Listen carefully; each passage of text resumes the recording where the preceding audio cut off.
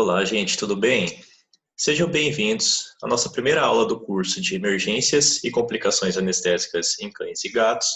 Meu nome é Igor Garcia de Oliveira, sou médico veterinário, tenho residência em Anestesiologia Veterinária pela UFMT Campus Sinop e atualmente eu participo do programa de pós-graduação de Clínica Médica de Cães e Gatos, residência também na mesma instituição. Então, primeiramente, iremos começar falando sobre as diferenças de urgência e emergência. Então, basicamente, emergência é uma situação crítica com perigo iminente à vida, ou seja, o paciente ele pode vir a óbito a qualquer momento. Quais são as causas que são envolvidas nesse processo?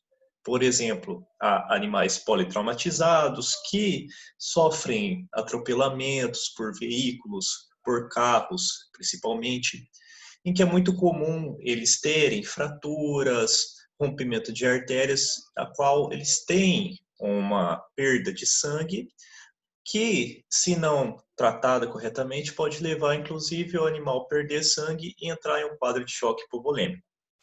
Obstrução de vias aéreas é o que mata mais rapidamente. Então, no protocolo de ABC do trauma, primeiramente a gente avalia as vias aéreas, porque é o que mata mais rapidamente o animal. Então a gente tem que manter uma integridade de vias aéreas para o animal conseguir ter uma boa troca gasosa e, consequentemente, manter a homeostasia do organismo. Processos de hemotórax, no qual causa tamponamento cardíaco, ali pulmonar, interfere na relação de ventilação, o animal não consegue inspirar, expirar, diminui a complacência ventilatória.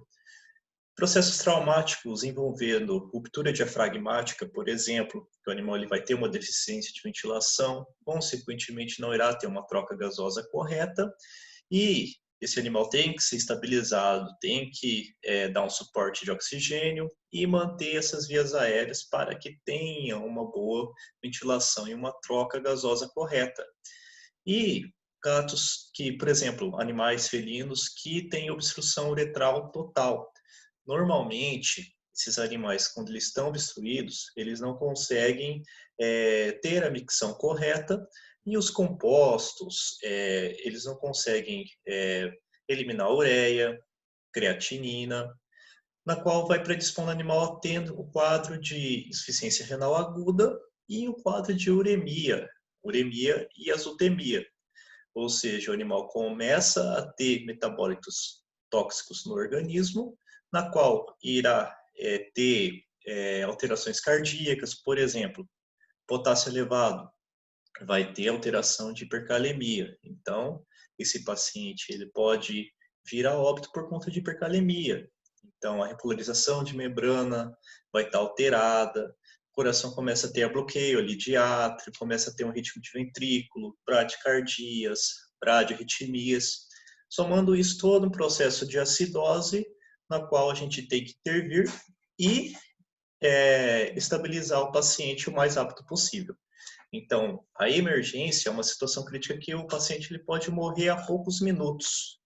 Então, tem que ser estabilizado, visto se ele tem um processo de hemorragia, um processo de obstrução de vias aéreas, manter a ventilação e circulação para que o animal tenha maior chance de sobrevida. Tá?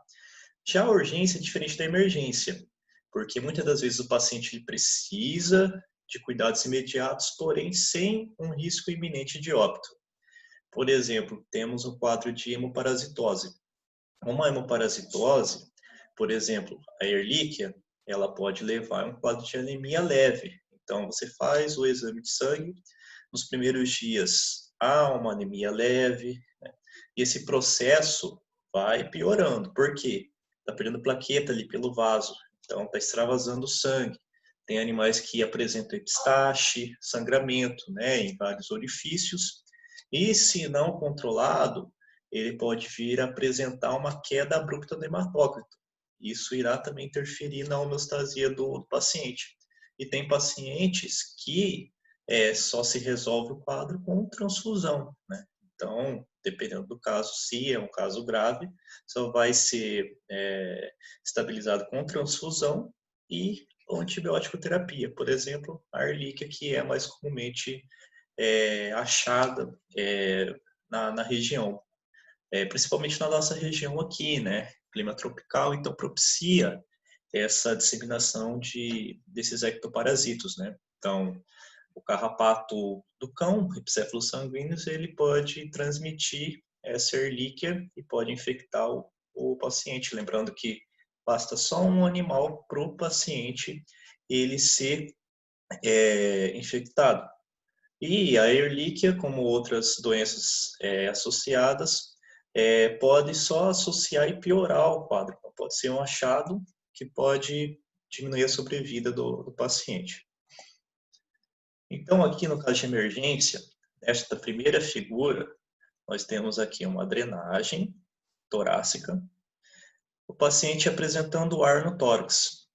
Então, foi um paciente que ele foi atropelado e, em caso de traumas, né, de grande energia, de grande impacto, esse paciente ele pode ter ali a presença de acúmulo de ar, que ou pode ser um processo de pneumotórax aberto ou fechado. Então, aqui está fazendo procedimentos de toracocentese para aliviar aqui a presença de ar, fazendo com que o paciente ele consiga ter uma boa ventilação. Tá? Então, esse é um caso de emergência, no qual ali pode ter um tamponamento na área, o paciente ele não vai conseguir respirar, não vai conseguir ter uma troca gasosa correta, consequentemente irá interferir a nível cardiovascular e o paciente ele pode vir a óbito a poucas horas. E aqui é uma necrópsia de um paciente que ele teve um sangramento catastrófico aqui na região abdominal. Note a presença de sangue na cavidade, tá? Então ele perdeu muito sangue, morreu por choque hemorrágico. É muito comum animais que são atropelados e que têm rompimento de vasos de grande calibre morrer por choque hipovolêmico do tipo hemorrágico. Motivos de atendimentos emergenciais. Então, os principais motivos de atendimentos de pacientes emergenciais são vários. Quais são envolvidos? Pacientes que são cardiopatas, pacientes que têm diabetes, por exemplo. Tá? Então, o animal, quando ele tem diabetes, ele entra no processo de desidratação e tem um evento que é da cetoacidose diabética, que é um evento mais grave do que a diabetes. Então, tem a presença de corpos cetônicos no organismo, vai interferindo na volemia, o animal ele vai entrando em um quadro de anaerobiose, ou seja, ele não está tendo a troca ali celular correta de oxigênio e de energia, então é um paciente que ele é emergencial na maioria das vezes. Pacientes cardiopatas, na quais eles têm tamponamento cardíaco, por exemplo, insuficiência cardíaca congestiva, ICCE, principalmente em cães, né? Cardiomiopatia dilatada, que é aquele ventrículo dilatado que é encontrado em cães, ou cardiomiopatia hipertrófica, que é mais comum em gatos. E também os gatos eles podem ter uma cardiomiopatia dilatada ou a combinação desses vários fenótipos. Então, é uma cardiomiopatia de fenótipo inespecífico. Todos esses fatores podem interferir no débito cardíaco e agravar o quadro do paciente. Animais que são hipertensos, ou seja, ele tem, por exemplo, uma quantidade exagerada de sódio no organismo, ele tem uma insuficiência cardíaca e uma insuficiência renal crônica associada a esse processo. Pacientes que são nefropatas, que podem ser, muitas das vezes, hipertensos e podem também ser acometidos a nível cardiovascular. Então, ele pode ter uma síndrome cardiorrenal, ele pode ter um problema cardíaco por conta do rim ou um problema no rim por conta precedido de um problema cardíaco, por exemplo. Pacientes oncológicos, pacientes que têm processos metastáticos, né? Então, neoplasias malignas que eles são acometidos a nível pulmonar, a nível cardíaco, né? Então, ele já tem um comprometimento sistêmico. E pacientes também hepatopatas, nas quais eles têm deficiência de metabolização de diversos fármacos, já não conseguem metabolizar os produtos tóxicos, E em casos terminais, eles podem envolver um quadro de encefalopatia hepática por conta dessa deficiência de eliminar os metabólitos tóxicos. Causas traumáticas, que na maioria das vezes está associada à parte emergencial. Então, animais que sofrem quedas, por exemplo, gatos que têm a síndrome do gato paraquedista, eles podem escorregar da sacada, podem cair no chão e pode ter processos de rompimento de baço, por exemplo, é uma causa de atendimento emergencial. Atropelamentos, né, traumas de grande impacto, a qual pode ter ruptura de órgãos como baço, ruptura de vasos de grande calibre. Mordidas, por exemplo, né, que pode ter um processo ali de infecção envolvendo, porque a cavidade oral é cheia de bactérias, então o animal ele pode ser acometido, causando hemorragias catastróficas, por exemplo. Então pode ter uma mordida, um pitbull que mordeu um pincher, dependendo se pegar um vaso de grande calibre, pode ter um processo de hemorragias catastróficas. E o choque hipovolêmico do tipo hemorrágico. Teremos uma aula específica nas quais eu irei abordar sistematicamente a fisiopatologia do choque, tá? E pacientes em procedimentos anestésicos também, que vai ter um módulo específico para pacientes de anestesia. Então, procedimentos eletivos, nas quais, de acordo com o tempo de procedimento, os fármacos envolvidos, né, animal que está em hipotensão ou um paciente que tem, assim, predisposição a ter diversas complicações, né, como, por exemplo, Shih Tzu, Poodle, animais que têm algum comprometimento, né, eles podem ter complicações durante a anestesia. Então, toda anestesia tem um risco de a óbito, né? É um risco, por exemplo, de um paciente que ele é eletivo, jovem, é um risco baixo, mas pode acontecer desse paciente vir a óbito. Ele tem uma predisposição, ele tem um processo alérgico, né, a determinado fármaco, ele pode descompensar e esse processo pode, sim, culminar um processo emergencial, tá? Procedimentos como dilatação vulvogástrica, né, que é muito comum em cães, não se sabe o mecanismo envolvido ao certo, porém há diversos tipos de choque envolvidos, o choque cardiogênico, por exemplo, o choque hipovolêmico, hipotensão, processos hipotensivos durante a anestesia, né? Então, nós temos a tríade do choque, hipotensão, hipoglicemia e hipotermia. Paciente, por exemplo, um filhote, que entra em um quadro de temperatura baixa, né? Então, esse processo pode culminar a um processo de hipotensivo juntamente com um processo de glicemia baixa. Então, esses animais, eles, na hora que é feito o jejum neles, é um jejum que ele é um curto período de tempo, porque a metabolização dessa glicose se faz de maneira mais rápida. Processos de arritmias, tá? Então, em animais que têm arritmias, processos de acidose ou os fármacos ali que intervêm ali no batimento cardíaco, diminui o débito cardíaco, tá? Então, essas arritmias, muitas das vezes, se encontradas conscientemente, a gente tem que fazer um protocolo para estabilizar a arritmia e também normalizar o débito cardíaco. Tempo cirúrgico, quanto mais demorado, mais o paciente vai começar a perder temperatura e a idade também, tá? Quanto um animal mais idoso, mais senil, mais ele vai ter dificuldade para manter a temperatura corpórea constante. Ou se é um paciente que ele é muito jovem também, ele tem um sistema termorregulatório ineficiente. Então a gente sempre tem que tomar cuidado com a hipotermia, tá? E com o nível adequado de glicose e de volemia para esses pacientes, não fazer uma fluidoterapia muito agressiva, tá? Quaisquer fenômenos externos podem fazer com que esse animal ele perca a temperatura rápida, né? Então, fluidoterapia mais agressiva pode predispor a um quadro de edema pulmonar agudo ali, um processo de hipotermia, tá?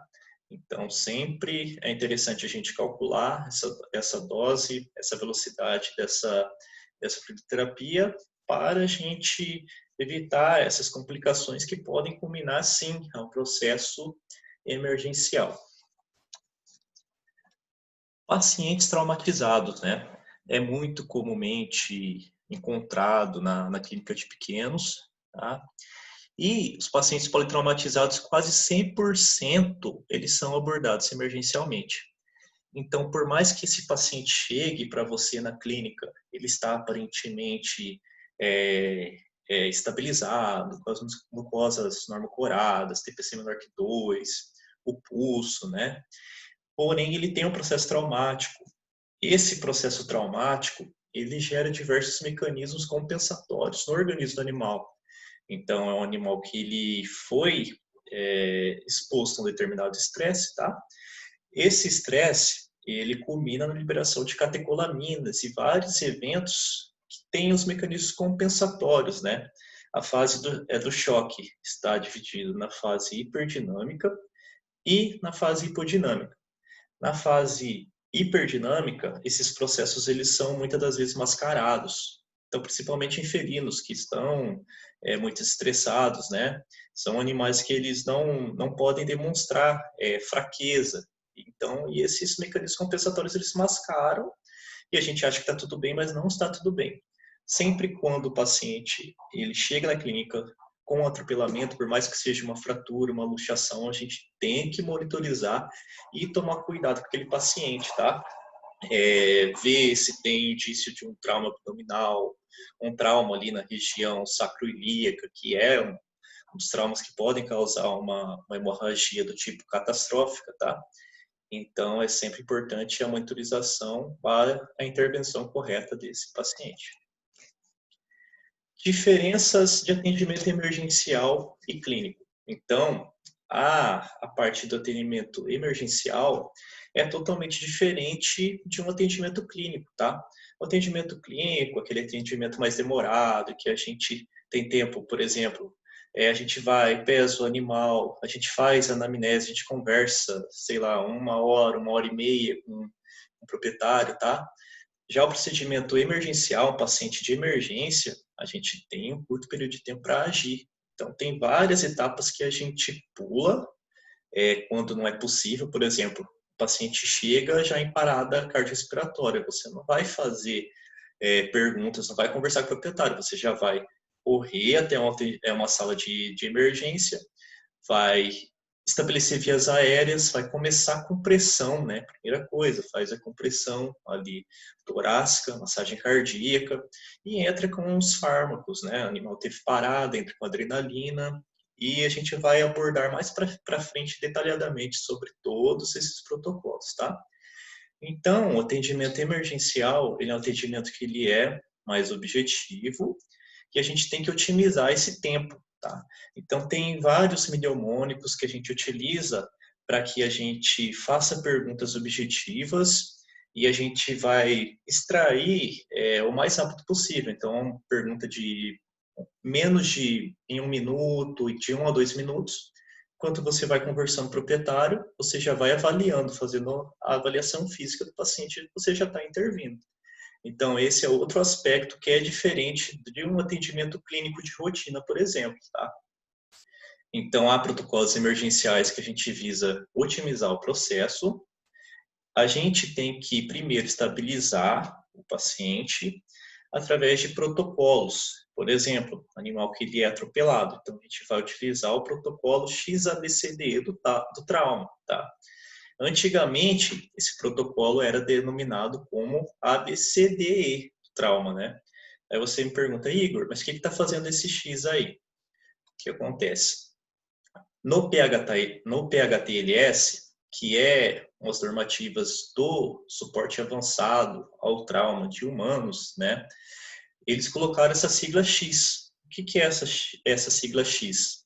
Ela é uma sigla de exsanguinação, ou seja, de hemorragias catastróficas, né?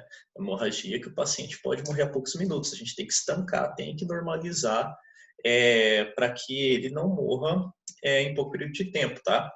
Então, vem essa letrinha X aqui na frente do A de vias aéreas, né? Então, por exemplo, animal, você está vendo que ele está tendo um sangramento externo muito grande. Você primeiro estabiliza, faz a compressão no local, com compressas, né? Fica comprimindo de 3 a 5 minutos até você estancar e você faz bandagens compressivas e depois você cuida de outros eventos, tá? Aí a gente tem que levar muito bom senso, porque as vias aéreas é o que mata mais rápido, tá? Os pacientes, tanto humanos e animais. Porém, o que mata mais, assim, de estatística, é a parte de sangramento. Então, se a gente tem uma equipe, uma pessoa cuida dessa exsanguinação, então estabiliza, e outra pessoa já faz a massagem cardíaca, se possível 3 na cena, uma pessoa ventila, outra pessoa faz a massagem cardíaca e outra pessoa ela estabiliza ali, ela tampa essa ferida, tá? A gente tem um evento que se chama a Hora do Ouro na Emergência Veterinária. Então, nós temos 2 momentos, tá? Um paciente que ele sofre um trauma grave, que pode morrer em poucos minutos. Então, é o primeiro momento, tá? Então, a gente classifica esse paciente, ele pode morrer a poucos minutos e a gente tem manobras específicas para estabilizar esse paciente em um curto período de tempo, tá? Em questão de minutos. Então, por exemplo, pacientes que têm hemorragia por rompimento de vasos de grande calibre. É um paciente que a gente tem que estabilizar, já tem que ir para o centro cirúrgico, tá? Para fazer esse estancamento da hemorragia, senão ele pode vir a morrer a minutos, 10 minutos, por exemplo. Procedimento padrão desses pacientes. A gente tem que restaurar as vias aéreas, então a gente avalia, vê ali na boca do paciente, tem algum processo ali que está obstruindo as vias aéreas, a gente retira esse corpo estranho. Se possível, a gente tem que entubar, manter-lo entubado, tá? Colocar no carrinho de anestesia, fazer ventilação ou no carrinho de anestesia com oxigênio a 100%, ou via AMBU, na qual terá o ar atmosférico a 21%. Então, a gente restaura vias aéreas e faz ventilação, estanca as hemorragias, tá? Então, a gente tem que diminuir esse quadro de hemorragia. Nas primeiras horas é interessante a gente entrar com agentes que vão promover ali a coagulação, ali, tá? Então, tem vários agentes que é possível a gente utilizar para diminuir o sangramento, que será abordado mais para frente. Repor volume de transfusão por meio de transfusão ou fluidoterapia, tá? A gente tem que tomar muito cuidado com fluidoterapia, por exemplo, com lactato, solução fisiológica, na qual a gente pode fazer um processo de hemodiluição. Então, o hematócrito desse paciente já está baixo, a gente vai e hemodilui, né? Então, isso pode ser também prejudicial. Então, a gente tem que colocar na balança. Faz exames laboratoriais, tem um hematócrito muito baixo, né? Então, isso já indica para a gente um quadro que a gente tem que fazer a transfusão. E não só uma fluidoterapia, e não só entrar com fármaco vasoativo, por exemplo, tá? E restaurar a circulação de sangue em um curto período de tempo. É um paciente que a gente tem que dar celularidade para ele ter um bom aporte ali de oxigênio para os tecidos, para a célula, senão ele vai entrando em processo que ele vai tendo processo de acidose, ali já não está chegando mais oxigênio para a célula, então ele vai entrando em choque e esse processo pode culminar a óbito. E nós temos o segundo evento, que é a hora do ouro clássica, né? O que seria essa hora do ouro clássica? São mortes, são pacientes que eles podem morrer na primeira hora. Então, ele não vai morrer ali nos primeiros minutos, nos primeiros 3, 5 minutos, mas ele pode morrer até a primeira hora após o trauma. Então, ele não pode morrer imediatamente, mas se a gente não intervir, se não for feitas as manobras de estabilização correta, ele pode vir a óbito, tá?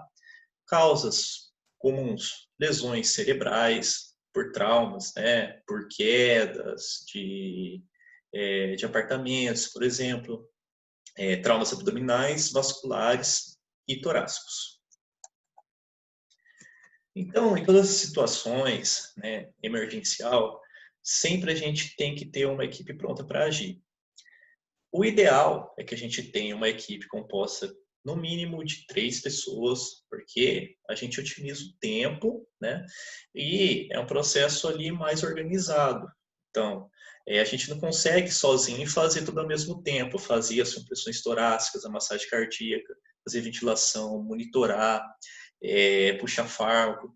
Então, essa hora do ouro a gente tem que respeitar, né?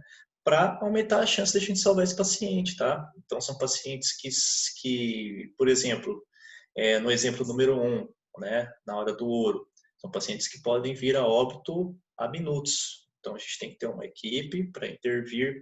Enquanto um está fazendo a massagem cardíaca, o outro está ventilando, outro está estabilizando vias aéreas, né? Outro já está puxando fármacos, como adrenalina, por exemplo, o animal parou. Então, tem que fazer doses de adrenalina, 0,1 miligrama quilo, né? E por aí vai. Área de atendimento. A área de atendimento, ela é específica, o ideal é ser específica para receber pacientes críticos politraumatizados. A gente tem um processo de organização, então a gente sabe onde estão os materiais de sonda, compressa, por exemplo, né, os materiais de monitorização, os fármacos de emergência, eles têm que estar ali visíveis ali para você, na prateleira, certinho, identificado, para que você possa pegar, né, seringas, os cuffs organizados, com seringa acoplada para ver se ele não está furado ali. Porque muitas das vezes o cuff, ele pode estar furado e na hora que você precisa inflar ali para manter ali a pressão de vias aéreas, na hora do apuro, você acaba não percebendo, né? Que isso vai interferir na sua qualidade da sua ventilação. Então, são pequenas coisas que fazem toda a diferença para o sucesso do nosso procedimento, tá? Então, é ideal que tenha uma ala específica para esses pacientes, tá? Para a gente estar otimizando esse tempo, tá? Os componentes da abordagem, então, a gente tem que dar prioridade para as vias aéreas, uma boa ventilação desse paciente, suporte oxigenatório, então esse paciente ele recebe um oxigênio a 100%, tá? Acesso vascular, fluidoterapia, monitorização eletrocardiográfica, cirurgias torácicas e abdominais. Então, esses são os componentes que têm que fazer parte ali do processo de emergência. Equipamentos organizados e prontos para uso. Então, a gente otimiza a hora do ouro, consequentemente, a gente tem mais chance de salvar esse paciente, tá? Pequenos detalhes são muito importantes. Então, se a gente puder deixar os esparadrapo cortado, por exemplo, né? A gente já está otimizando o tempo, está ganhando tempo. Então, isso é importante para a emergência. Cuff testado, então, para ver se está furado ou não. Tudo isso vai fazer a diferença na hora do nosso no sucesso terapêutico emergencial, tá? Então, aqui, por exemplo, temos a presença de sondas, né? As sondas estão visíveis, organizadas por numeração, então fica muito mais fácil da gente trabalhar e saber aonde que estão os materiais, tá? Aqui, os protocolos de drogas, de fármacos, aqui estão anotados a dose, então isso tudo otimiza o nosso tempo. Aqui no caso, os fármacos visíveis, com as sondas, né? Aqui é um centro de emergência, na qual se tem a presença de desfibrilador, né? Carrinho de anestesia para a gente manter essa via aérea. Se não tiver um carrinho de anestesia próximo, a gente pode utilizar um equipamento que chama AMBU, né? Então a gente conecta o AMBU, que é como se fosse um balão ali que você vai fazendo pressão positiva manual no paciente, tá? Aqui, presença de colchão térmico, né? A mesa. Então, tudo isso vai otimizar o nosso tempo. A fluidoterapia, os esparadrapos já cortados, já organizados, tá? Considerações sobre a equipe. quando a gente tem uma equipe mal organizada e despreparada, sem a presença de um líder, então é importante a gente ter um líder ali para ir gerenciando, né? Ó, você vai fazer isso, você vai fazer aquilo. É essencial que o líder seja a pessoa que tenha mais experiência, né? Que ele tenha mais experiência para canular, para pegar um vaso, de protocolos, né? Ali ele tem que saber gerenciar a equipe e ele tem que estar também preparado emocionalmente, porque ele que vai fazer com que todos os procedimentos sejam orquestrados de maneira correta, né? Então, o sucesso dos procedimentos depende de um líder preparado e experiente.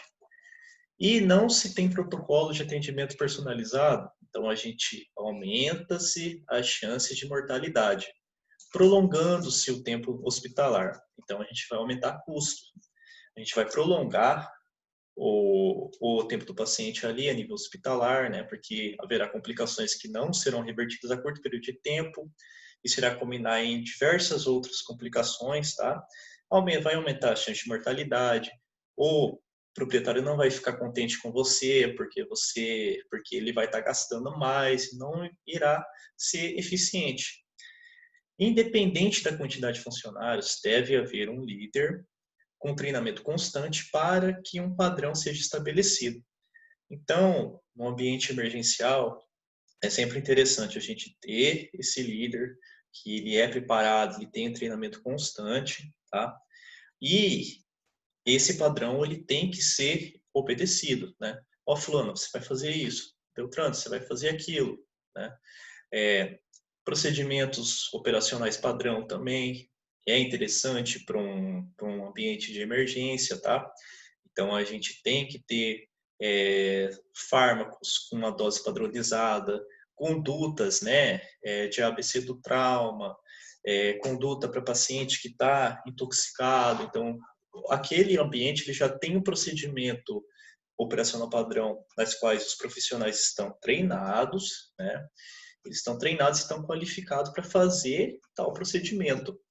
Então, é muito importante também que se tenha um treinamento constante de todos os membros da equipe. Treinamento e sincronia, né? Então, eles têm que saber ali trabalhar. Em equipe, cada um tem que saber qual que é o seu papel na cena. Não adianta chegar uma pessoa, eu vou ventilar e vou puxar fármaco, vou fazer tudo. E, eu não sei o que eu faço, vai ficar perdidão ali. Não, tem que ter um procedimento que cada um sabe qual que é o seu lugar. Não, eu já sei que eu vou puxar os fármacos de emergência, saio correndo e pego os fármacos de emergência. Eu sei que eu vou ter que entubar, essa é a minha função. Eu sei que eu sou bom em canular, eu vou canular. Né? Então, esse processo organizacional ele é importante porque a gente pensa em otimizar tempo, não fazer as coisas de qualquer jeito. A gente tem que ganhar tempo. Então, é um protocolo que ele é ágil, porém ele não é rápido e esculhambado, né? É um protocolo de qualquer jeito, tá? Processo de triagem. Na triagem, é a pessoa que vai ter o primeiro contato ali com o paciente, né? Então, na triagem, a gente vai saber qual animal a gente vai escolher atender primeiro ou não, né? Tem o paciente que ele está vindo a óbito naquele momento, tem um paciente que ele é emergente, porém ele pode esperar, tem um paciente que ele é urgente, então a gente tem que saber fazer essa triagem, tá? Então, iremos fazer perguntas ao proprietário, né? Por exemplo, quem viu o evento, né? Quem de vocês que viu o evento? Foi o vizinho que viu, que atropelou o cão, aí uma moto passou por cima e depois ele começou a sangrar. Então, tudo isso a gente vai pegando, essas informações de forma objetiva, né? E é importante também para o nosso processo, né? Se é um atropelamento, a gente já tem na mente uma conduta a ser feita, né? Se foi uma queda, a gente tem também outras suspeitas clínicas em mente, tá? O que aconteceu? Qual que foi o processo? Então é importante para a gente saber como intervir, tá? Onde o animal machucou, onde dói, Por que ressuscitar, né? A gente sempre tem que fazer essa pergunta para nós mesmos. Será que compensa um paciente com idade avançada, um paciente terminal, né? Na qual a gente vê ali que a gente fica em dúvida se os processos fisiológicos naturais do paciente, se ele vai ter qualidade de vida, se ele for ressuscitado, ele vai aguentar ter esse baque de fármacos, né? Esse processo todo intensivo, será que isso compensa para a gente, né? Será que vai dar qualidade de vida? Será que já não é um paciente que não compensa mais? Ou será que é um caso que a gente vê que é irreversível, né? Então, muitas das vezes tem casos que a gente não consegue reverter. Os custos são determinantes nesse processo, né? Então, a gente tem que levar em conta também a parte econômica e financeira. Se um animal chega para a gente na clínica, no hospital, a gente tem o dever de atendê-lo, de prestar os primeiros socorros, né? Porém, a gente sabe que tem proprietários que não vai ter condição de manter esse paciente internado em um esquema intensivo, semi-intensivo, né? Por 3, 4, 5 dias. Então, a gente coloca isso também, leva em consideração para a gente saber o que vai ser a nossa conduta, né? Quando aconteceu o evento, então a gente também tem que saber o tempo para a gente saber o processo ali fisiopatológico da doença, tá? Houve parada cardiocérebro-pulmonar quando foi observada a última respiração. A gente sabe que conforme vai passando os minutos, mais vai diminuindo a chance da gente recuperar esse paciente. Então, muito dificilmente a gente vai recuperar um paciente que tem 15 minutos sem respirar, né, uma parada cardíaca. Então, tudo isso vai também direcionar a nossa conduta, tá? Classificação da triagem. Então, a maioria dessas informações, né, eu tirei do livro do Rodrigo Rabelo, de emergência, tá? E no livro dele ele faz uma classificação de triagem. Então, ele divide esse esquema de triagem em 4 módulos, na qual tem, primeiro, emergência e atendimento imediato. 2, pacientes que são muito graves, que estão em estado crítico. 3, pacientes que são sérios e urgentes. E 4, urgência relativa. Então, é interessante a gente fazer essa diferenciação de abordagem para a gente dar prioridade aos pacientes que realmente necessitam ali de atendimento primário, tá? Então, o paciente de classe 1, que é um paciente emergencial de atendimento imediato. Então, ele precisa de atendimento imediato, em poucos minutos, né? Então, é para ontem, a gente tem que agilizar, tem que fazer os processos para estabilizar. Por exemplo, hemorragias graves e obstrução de vias aéreas. Lembra sempre que a obstrução de vias aéreas é o que mata mais rápido e a hemorragia grave é o que mais mata, né? Então, esses 2 extremos a gente tem que levar em consideração e já tratar imediatamente, tá? Pacientes muito graves em estado crítico. Então, entra ali nos pacientes da hora do ouro clássica, né? Então, é um paciente que ele tem no máximo 1 hora para atendimento.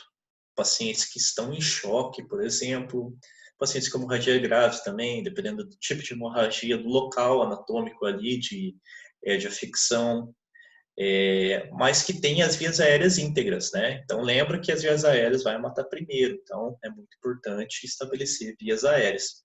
Então, aqui, ó, eles estão enquadrados na hora do ouro, a hora do ouro clássica. Pacientes, vamos colocar de classe 3, né? Sérios e urgentes. Então, esse atendimento ele deve ocorrer em algumas horas.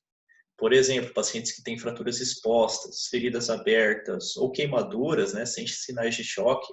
A gente sabe que essas fraturas expostas o animal ele pode ter infecção bacteriana. Queimadura pode ter choque hipovolêmico, né? Associado ali a processos de contaminação do local, além dos casos de alteração de consciência. Então, é um paciente que é classe 3. alteração de consciência em quadros convulsivos, por exemplo, né? O paciente que apresenta, que tem histórico de convulsão, né? Uma convulsão recente, de poucas horas, é um paciente que ele pode vir a apresentar quadro convulsivo e ele pode se tornar emergente, tá? Então, o paciente que está em status epiléticos, ele pode ser considerado um paciente emergencial e esse processo de hipóxia, né? O paciente ele vai ter uma alteração ali respiratória, né? Esse processo ele pode culminar, inclusive, ali para a diminuição ali do aporte de oxigênio ali para o cérebro. Então, é importantíssimo que a gente saiba triar esses pacientes que são urgentes, mas que podem se tornar emergentes. Então, o paciente que está em estados epiléticos é um paciente emergencial de atendimento imediato. Mas um paciente que teve convulsão recente, ele é um paciente sério, que é urgente, tá? E a urgência relativa. Então, a ação, ela deve ocorrer em 24 horas, tá? Então, aqui até fala no esquema que grande parte dos pacientes traumatizados não pertencem a essa classe, tá? Pela série de eventos, né? De ruptura de vasos e por aí vai, tá? Então, normalmente são pacientes que são considerados, na maioria das vezes, emergenciais ou muito graves, né? Então, pacientes que têm vômito, anorexia, claudicação, mau cheiro, miíase, ferida, apatia, ele não vai morrer ali nas primeiras horas, né? Mas ele pode vir a óbito nas 24, 48 horas. Então, é um paciente que ele é urgente, tá? Um paciente que está com hemoparasitose, então qualquer processo ali que você tem que estabilizar urgentemente, né? Tem que estabilizar, tem que tratar logo, né? Porém, nessa hierarquia aqui, ele fica na classe 4. Tem pacientes que necessitam de cuidados mais rápido. Então, eles têm que ser tratados mais rapidamente, estabilizados, tá? E então, por ordem de prioridade, é essa ordem que a gente encontra. Então, tem um novo evento, né, um protocolo de anamnese superficial, tá? Essa anamnese superficial ela tem que ser feita no máximo em 1 minuto e juntamente com o exame físico de emergência, que a gente tem um acrônimo mnemônico que chama CAPUM, né? Então, a gente fez aquela triagem, né, a gente pegou ali as informações básicas, né, onde aconteceu, quem viu o evento, quando, né, onde. E a gente, juntamente com o exame físico, a gente está vendo ali coloração de mucosas, TPC, a gente está vendo então, diretamente a perfusão, como que está o pulso, está filiforme, né? Então a gente está vendo se o animal está com índice de hipotensão, está com bradicardia, está com taquicardia, como é que está ali as pupilas, tem anisocoria, né? Indica alguma alteração neurológica. Então tudo isso a gente tem que levar em consideração. Então, conforme a gente vai fazendo essa avaliação, a gente faz esse protocolo de CAPUM, que são as perguntas, né? Cena, descrição de cena, onde aconteceu, né? Como que foi? Então, o proprietário vai falar para você, né? Foi em tal lugar, o carro atropelou e ele bateu no poste, alguma coisa assim, né? Então, tudo isso, essa informação você vai anotando e vai recolhendo. Alergia, o paciente ele é alérgico a alguma droga, anestésico, é muito importante a gente saber se o paciente é alérgico a alguma droga, né? Tem muitos pacientes, né? Por exemplo, teve um paciente que eu atendi que ele era alérgico de pirona, né? Então imagina só, você tem que ter isso anotado, etiquetado no animal de pirona, porque se você precisa fazer um paciente emergencial que está com hipertermia e você faz uma de pirona, você acaba de matar seu paciente. Tá? Então, você anota, ele é alérgico de pirona. Você vai procurar outros fármacos que fazem esse efeito que você deseja, né? E também você vai mudar seu protocolo. Passado, há históricos de doença, cirurgia ou internamento prévio, né? Ele recentemente ele ficou internado de sinomose, quase morreu. Né? Então, o paciente já tem alteração neurológica. Tem alguma sequela neurológica? Sim. paciente que você precisa, por exemplo, sedar, né? Paciente que tem problema neurológico tem maiores agravantes, né? Então ele pode ter ali maior sensibilidade aos fármacos, então você vai diminuir a dose do seu protocolo, você vai diminuir os agentes, ou você vai focar no agente que é anticonvulsivante, né? Midazolam, Propofol, você vai associar os dois, depende muito do caso, né? Você não vai fazer tal medicação porque ele é alérgico, né? Então a gente vai balanceando nosso protocolo emergencial e a nossa conduta. Não, nesse paciente eu vou fazer anestesia geral inalatória, eu vou fazer TIVA, mas você vai fazer uma anestesia geral inalatória num paciente que tem comprometimento ventilatório, de ventilação, respiração ali, e não vai ter troca gasosa, você vai acabar de piorar o quadro. Então você vai fazer infusão com propofol, você vai fazer analgesia desse paciente, né? Você vai fazer, vou fazer uma analgesia para melhorar a ventilação. Então, o paciente, às vezes, está hiperventilando por conta de dor. Ele pode desestabilizar, ele pode vir a óbito por conta de dor, associado a outros problemas que ele tem ali, tá? Então, é muito importante a gente fazer esse manejo de dor. Medicamentos em usos. Meu paciente ele toma Gardenal controlado, né? O proprietário acabou de fazer uma dose de fenobarbital. E você cede esse paciente, você potencializa seus fármacos anestésicos e esse paciente vem a óbito por conta dessa potencialização. Então, cena, alergia, passado, última refeição, medicações e usos. Em uso. Esse protocolo, essa abordagem é legal de ser feito para você saber as suas condutas, tá? E até onde você pode intervir ou você não pode intervir, né? O paciente que toma Gardenal, paciente que está tomando Cronidor, eu vou fazer dose alta de analgésico que ele acabou de tomar. Você vai piorar, você vai causar hipotensão, fármacos que liberam histamina, então vai ter um processo hipotensivo ali, que vai agir a nível cerebral, a nível central também, que ele vai ter um devido acometimento. Então, aqui a gente vai abordar os protocolos de suporte básico à vida, tá? O suporte básico à vida, ele vem antes do suporte avançado, né? Tem protocolos que classificam como suporte básico, suporte intermediário e suporte avançado. No suporte básico à vida, o próprio nome diz, ele é básico. A gente faz manobras para visar ter ali a circulação, né? Muitas vezes a gente serve de coração, né? Entre aspas ali, de uma bomba propulsora para o coração do animal para ter ali a circulação. E o animal não está ventilando, você ventila por ele. Então, é o suporte básico. Você tenta manter ali o básico para o paciente estar ali ainda vivendo, né? Ainda tendo a troca gasosa, por exemplo, tá? Tendo ali possibilidade de reverter um quadro de parada cardiorrespiratória, tá? Então, quando você vê um paciente que ele não está respirando, né? Ele não está respirando, você vê ali, não está tendo ali expansão, né? Inspiração, expiração, ali tórax abdominal, abdômen costal, abdominal. Então, só aí, nesse momento, já é indicado a gente fazer as manobras de compressão torácica, né? Então, tem diversos estudos que demonstram que a compressão torácica ela é mais eficiente do que você tentar fazer essa compressão ventilatória, né? Porque às vezes você está sozinho na cena, você não consegue fazer as duas coisas ao mesmo tempo. Então, é mais eficiente você fazer as compressões torácicas até você chegar no hospital veterinário, até você chegar na clínica, tá?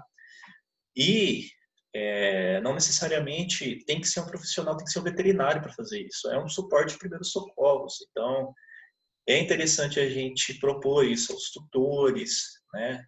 Ter essa conscientização, porque isso vai melhorar a nossa probabilidade ali de estar intervindo e estar ali revertendo o quadro ali, tá? Então, ausência de respiração, ausência de pulso, mucosas pálidas ou mucosas cianóticas ali, não tem resposta ali. A gente não vai perder tempo avaliando todo esse contexto, tá? Então, a gente vai avaliar, não tem respiração, massagem cardíaca. Tem duas teorias, a teoria da bomba torácica e a teoria da bomba cardíaca, tá? Tem estudos que demonstram que só a teoria da bomba torácica ela é mais eficaz e tem estudos que demonstram que a teoria da bomba cardíaca ela é mais eficaz em pacientes que têm o peso maior. Tá? O que seria essa bomba cardíaca? Bomba cardíaca, como o próprio nome diz, você vai fazer a compressão direto no coração. Você vai pegar ali a ápice do coração e você vai fazer o processo de compressão. Ah, mas eu não sei aonde que fica ali o coração, né? O animal, então, está deitado do lateral. Ali, direito, né? Então, você não sabe a localização correta. Você vai pegar aqui o cotovelo, o bracinho, como está aqui na figura. Você vai vir aqui, você vai medir aqui. Isso aqui vai dar certinho ali no quinto espaço intercostal. Então, ali está o processo ali de maior massa cardíaca, tá? Então, você mediu, você vai cruzar suas mãos, né? Ou você vai fazer assim, para ter firmeza, ou você vai fazer sua mão assim.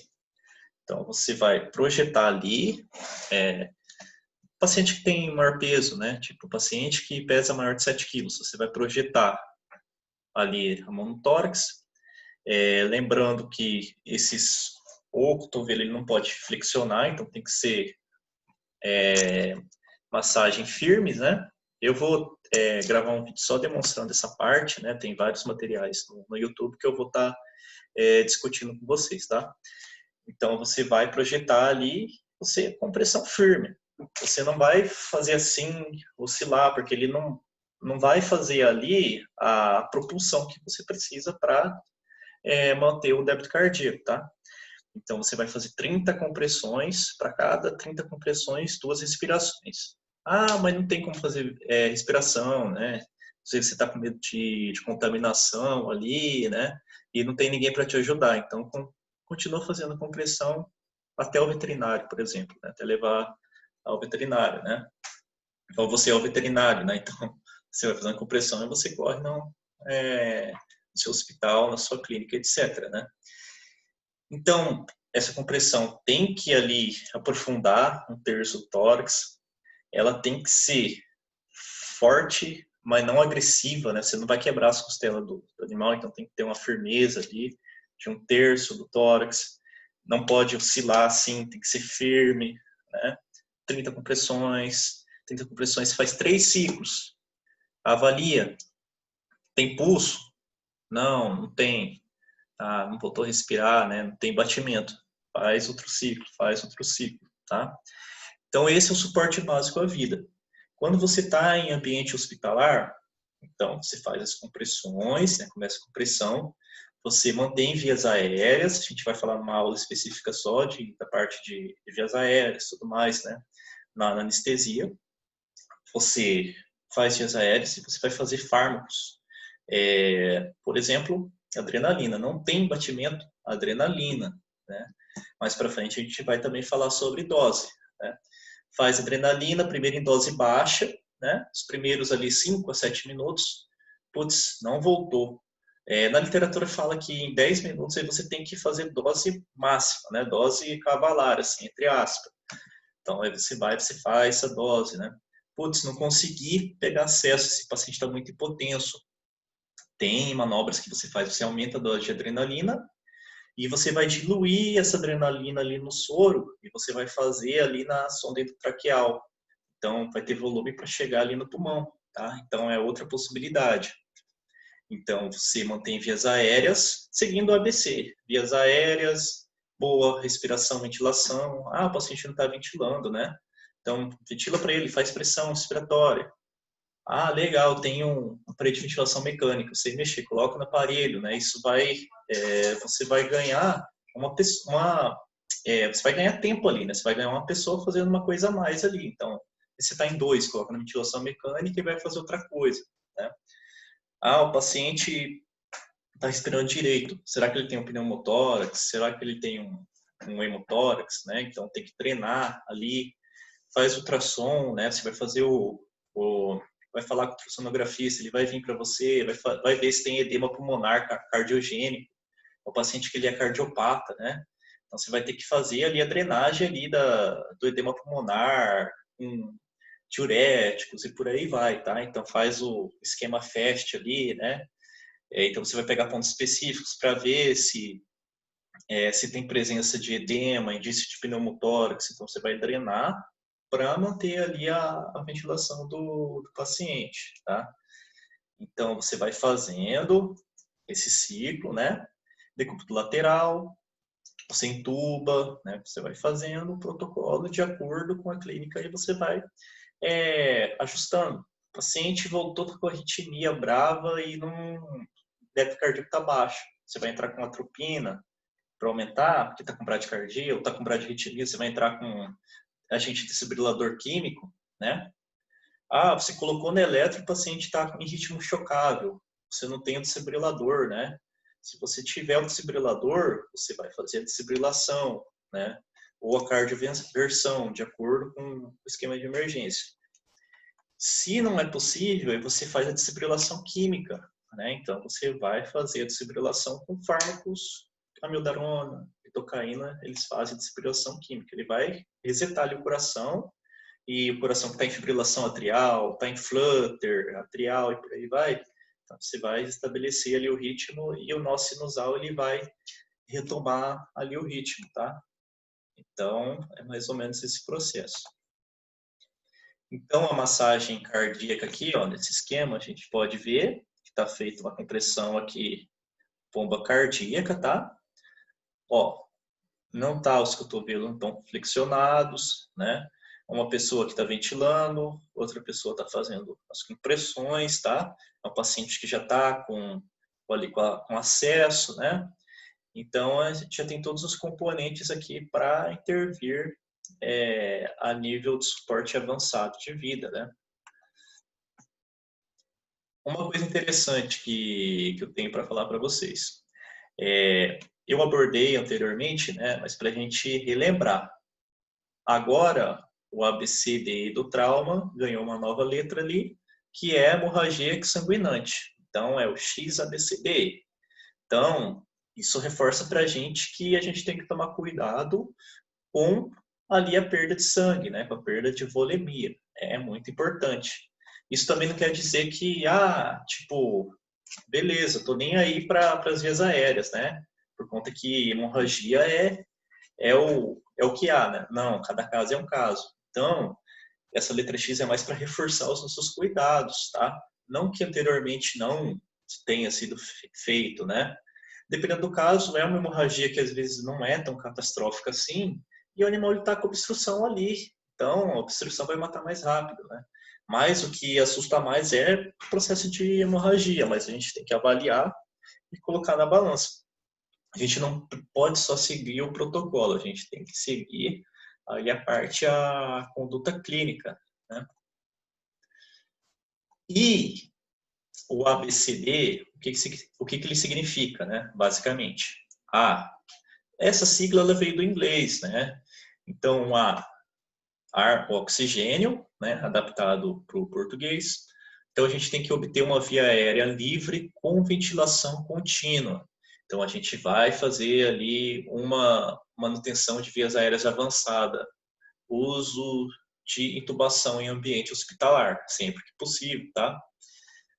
B, de boa respiração. Então, a gente tem que manter uma boa ventilação, o paciente ali ventilando ali adequadamente e oxigenando legal, oxigenando bacana, né? Então, há pacientes que eles têm que ter um aporte de oxigênio a 100%, tá? E isso irá melhorar a oxigenação, a oximetria, a gente vai ver que está ali saturando melhor, né? Então, é um paciente que ele necessita de uma oxigenação melhor, né? Circulação, a gente tem que checar a perfusão ótima do paciente, tá? Então, a gente faz sincronia do pulso arterial e frequência cardíaca. Tem muitos processos de complexos ventriculares prematuros, se constantes, que pode diminuir ali o débito cardíaco, que você não vai sentir ali a pressão, o pulso femoral. Então, você, muitas das vezes, vai ter que intervir com fármacos ali para fazer ali a estabilização, tá? Parâmetros circulatórios, como tempo de enchimento e esvaziamento jugular, que te dá parâmetros indiretos ali da clínica do paciente, né? Da perfusão, hipotensão, né? Então, são parâmetros mais grosseiros que ali direcionam o nosso diagnóstico, tá? Tempo de esvaziamento jugular também. Paciente que ele tem uma insuficiência cardíaca congestiva direita, por exemplo, ele vai ter um tempo aumentado, né?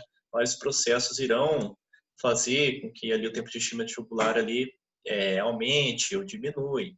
Coloração de mucosas, pressão arterial, quando possível, né? Então, pressão arterial não invasiva, com métodos oscilométricos, ou pressão arterial via Doppler, né? Que é um método que é sensível, e que ele tem um custo relativamente baixo, né? Então é muito interessante para pacientes emergenciais e pacientes anestesiados. Pressão venosa central, né? Que você coloca um catéter ali na altura da veia cava e você vê como está a pressão ali do paciente. Para que serve, basicamente? É para você saber se o paciente ele precisa de uma volemia maior ali centralmente ou não. A fluida que você está fazendo, ela vai diminuir ali, vai aumentar a chance de edema, né? Mas não é comumente utilizado na rotina, tá? Tem outros métodos que são menos invasivos e interessantes, né? Como a capnografia, que a gente abordou esses parâmetros de oximetria e capnografia no nosso primeiro curso de monitorização anestésica mais especificamente, né? Então lá está abordado mais especificamente. Nas próximas aulas a gente vai abordar mais aprofundado, mas aqui só para mostrar para vocês que esses parâmetros eles são importantíssimos, tá? E a sua interpretação é de grande valia também ali para a gente juntar com a nossa clínica do paciente. E a gente tem vários eventos que a gente vê que o paciente ele está se descompensando, porém ele não está mostrando ali no exame físico, né? Então, a monitorização ali com multiparamétricos é muito interessante, né? Aliado sempre ao exame físico. O exame físico ali é o que manda, né? E oximetria também, né? Então, são métodos auxiliares importantes nessa avaliação. Uma saturação de oxigênio baixa, né? Então, abaixo de 88%, 87%, você vê que está baixando. Então, não estou tendo uma entrega ali de oxigênio para a hemoglobina, né? O que está acontecendo? É a ventilação? Você tá fazendo oxigenação agressiva, mas a ventilação você está mantendo, né? O paciente não está tendo expansão, como que ele vai ter hematose alveolar? Não vai ter, tá? Então, todos esses parâmetros a gente leva em consideração também. E a deambulação, que a gente avalia a capacidade neurológica como um todo. Então, protege-se a coluna cervical, né? Processos traumáticos ali podem fazer ali traumas ali, que pode acometer medula oblonga, né? O centro ali respiratório, o centro vegetativo, né? O paciente ele pode vir a apresentar uma parada cardiorrespiratória por conta ali de acometimentos do centro respiratório, né? Então, a gente tem que levar em consideração também. Faz checagem de lesões craniais e espinhais graves e observa-se a evolução da consciência, né? O paciente está alerta, né? Você tentou tocar ali no paciente, ele não vai te responder, né? Porque não sabe falar, né? Então, mas só que ele vai movimentar, né? Ele vai latir, ele vai tentar te morder, seja, ele está com dor. Então, isso indica para a gente, indiretamente, o grau de consciência. A gente utiliza a escala de Glasgow modificada também, modificada para veterinária. Então, tem modificações que a gente vê, a pupila responde à luz, não responde, o paciente não responde, né? Ele está semicomatoso, ou você faz o pensamento ali, dígito ele tira, mas só que ele não responde, está semicomatoso, ele está em estupor, né? Ou ele está em coma. Então, essa escala de Glasgow também a gente vai trabalhar mais para frente no decorrer do curso, tá? Então, a gente avalia, ele tá alerta, ele está em torpor ou estupor, ele está delírio, ele está delirando por conta da pancada ali, perdeu consciência, ele convulsivou e ele acordou e está apresentando ainda aquele momento ali ictal, né, de perda de consciência, ou ele está comatoso, ele só está vegetando, em estado vegetativo, tá? Então, tudo isso é importante para a gente saber a nossa abordagem correta. A abordagem secundária de suporte à vida. Então, depois que a gente estabilizou o nosso paciente, depois que a gente fez todo o tratamento, né, a gente vai começar com... A gente tem mais tempo para fazer perguntas ao proprietário, fazer perguntas com... interpretar hemograma, interpretar exames complementares, mais a fundo, pedir exames complementares, tá? Então, tem uma abordagem, um mnemônico, né, que chama abordagem. Então, a letra A, ar, a passagem de ar normal, então a gente verifica ali a qualidade. Então, sim. Então, não é um paciente que vai precisar de uma traqueostomia, por exemplo, não é um paciente que vai precisar fazer outros procedimentos ali para tirar um corpo estranho que está ali meio entremeado e não está obstruindo totalmente. Será que se eu extubar esse paciente, ele vai conseguir manter ali a ventilação, uma boa troca gasosa? Tá? Batimento e boa respiração, B. A frequência cardíaca e ritmo são normais? Cheque a ventilação e oxigenação novamente. Ah, ele está com bradicardia. Aí você já começa a ver os sinais vitais, você começa a pensar ali a normalizar.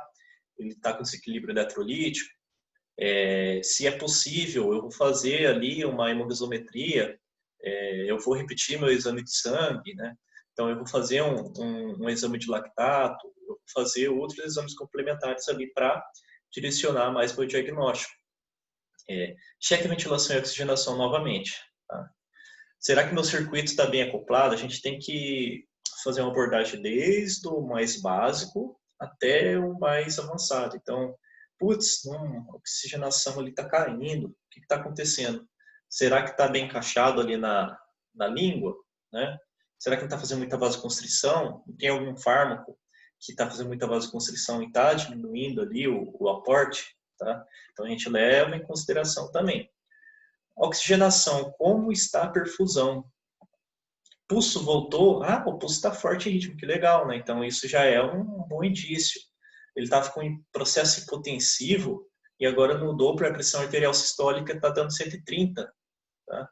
Ou ele estava hipertenso, estava com 180 milímetros de mercúrio sistólica, né?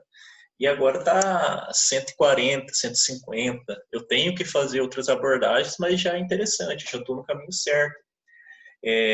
Retroperitônio, a hematoma em região inguinal, a fratura de bacia. Então, trauma pode causar ali fratura de bacia e o animal ele pode entrar no choque tipo hemorrágico. E pode ser um evento que está mascarado e a gente não vê ali no primeiro contato. Então, será que no evento a gente tem que fazer ali alguma manobra compressiva ali para diminuir o sangramento até eu levar ao hospital? Ou será que eu tenho que fazer um exame de ultrassom para ver se há presença de sangue? Será que eu consigo levar no raio-x agora, será que ele realmente está estabilizado? Se não tiver, depois raio-x, né? Vai fazer o que você pode para ali cuidar para que ele mantenha ali a sua vitalidade, vamos dizer assim, né? Desidratação e dor.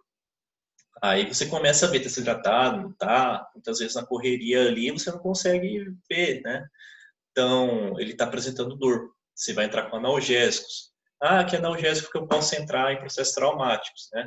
A gente vai abordar em sedação do paciente crítico que vai ser específico para isso. A gente pode entrar com fármacos como, por exemplo, metadona, que é um opioide. Então, antigamente tinha estudos que demonstravam que era bacana ali para dor crônica, porque há receptores NMDA, que são neurônios excitatórios do sistema nervoso central que estão correlacionados à resposta de dor crônica. Mas agora tem estudos que demonstram que não. Então, você vai fazer uma metadona, eu vou associar com uma ketamina. Cetamina, na verdade, que fala. Cetamina fazia 2 miligramas, então você diminui essa resposta de dor crônica. Você vai fazer a cetamina associada com uma metadona e uma cepromazina, mas, doutor, não quero fazer a cepromazina, quero fazer clorpromazina.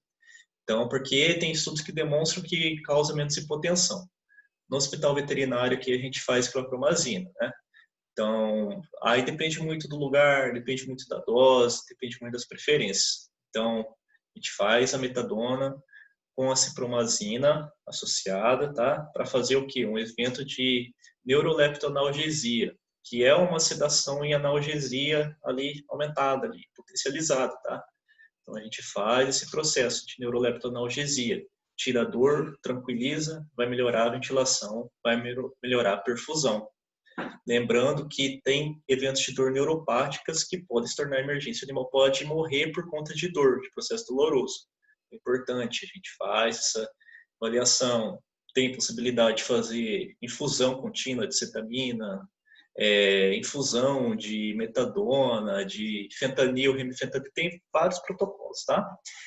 Então, como estão a elasticidade da pele? Está demorando para voltar? Os olhinhos tá fundo, né? Então isso indica para a gente que está desidratado. Viscosidade da mucosa também, né? A mucosa está ressecada, está pálida.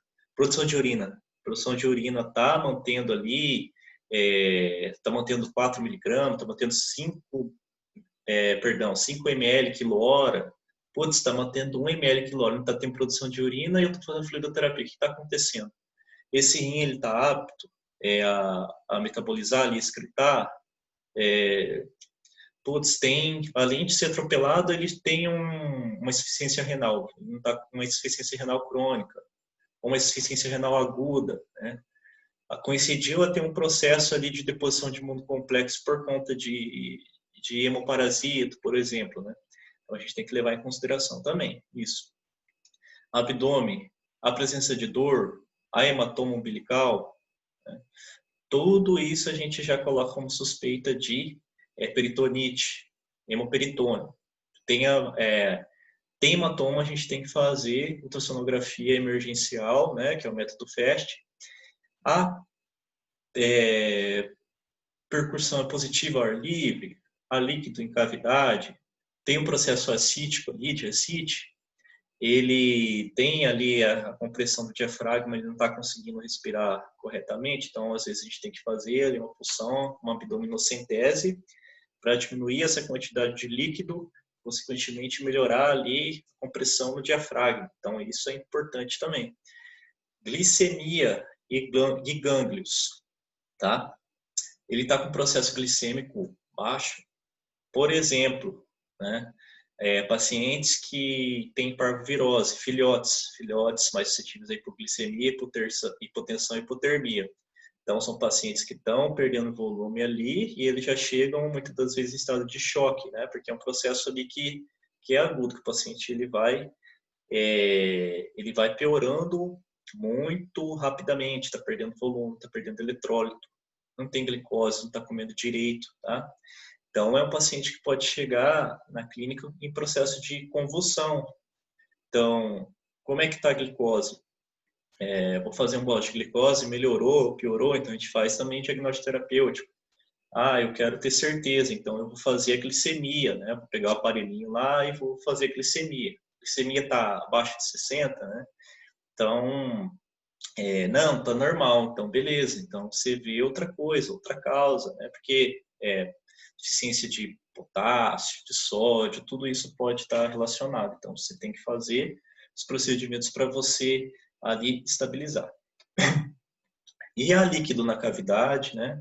Então, se há líquido, você tem que ter visto, tem que ver sangue, líquido por outra causa, diminuição de pressão osmótica, paciente que está em jejum, paciente com doença hepática, ele não está conseguindo ali, né? Eliminar e está parando ali no abdômen. Gânglios. Então, é legal a gente avaliar gânglios. Tem resposta ali de head tilt, por exemplo, tem anisocoria, que a pupila é uma pupila pequena, outra pupila grande, tem midríase, tem miose, né? Tem ali palpebral esquisitão ali, não responde, né? Então tudo isso também a gente tem que levar em consideração. encéfalo e a trauma craniano, existe déficit neurológico, tudo isso envolve também os gânglios, né? A parte gangliar. O animal está apresentando simetria, então ele fica caindo, né? Tem ataxia, tem hipermetria, então ele fica pisando forte, né?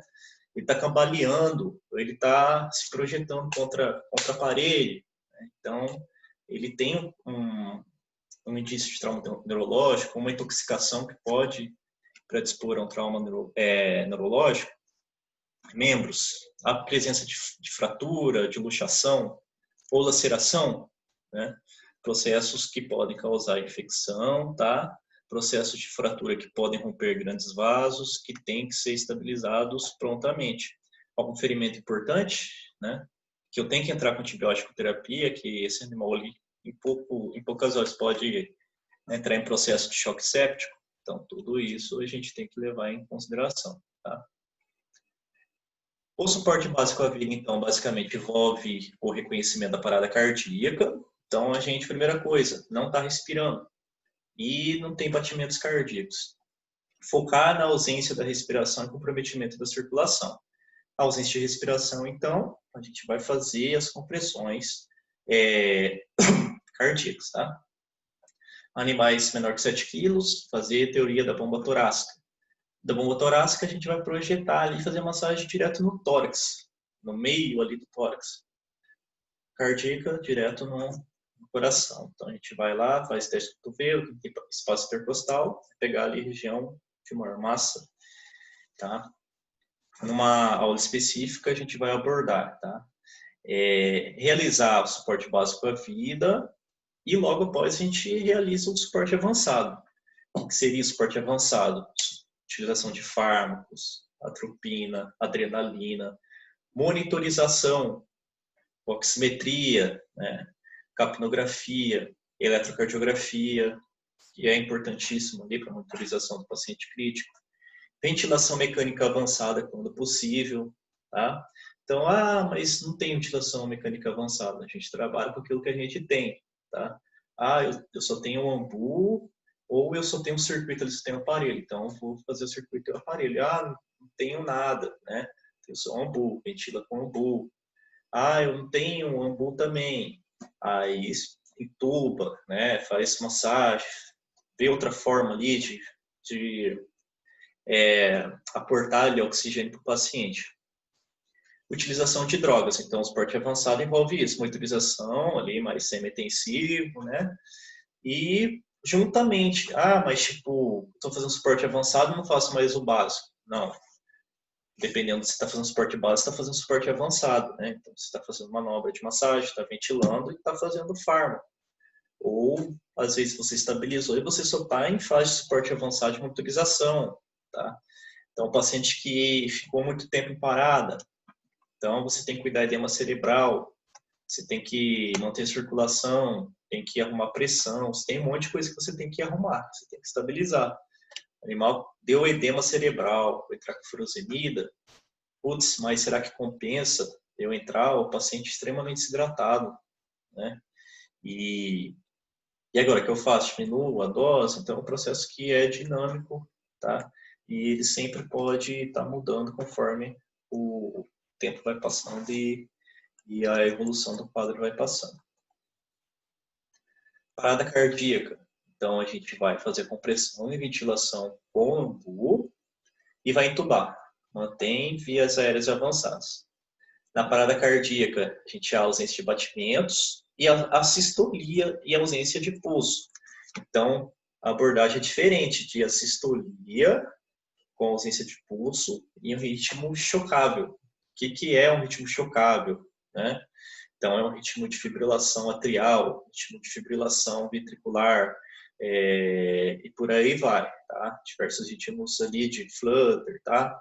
Então, é um ritmo que é chocável. Agora, quando tem a sistolia, é um ritmo que é não chocável. Então, a sua conduta vai ser totalmente diferente. Então, a gente vai abordar também que é um tema que ele é bem extenso e é um tema que ele assim vai bastante tempo para ser explicado.